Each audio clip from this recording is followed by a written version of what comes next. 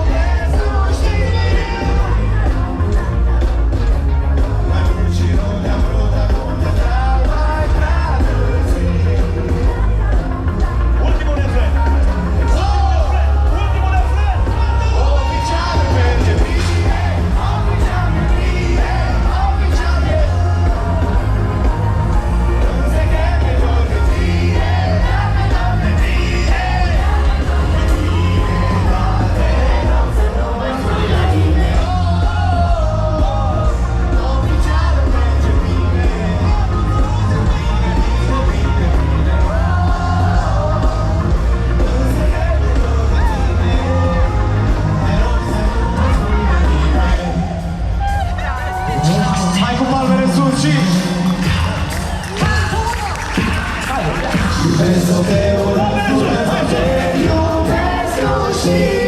vreau să aud și pentru cei care ne-au gândit azi. Hai! Și nu te-am vrut acum te vreau.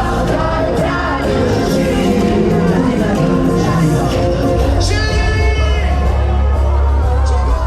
oficial merge bine, oficial merge bine, oficial merge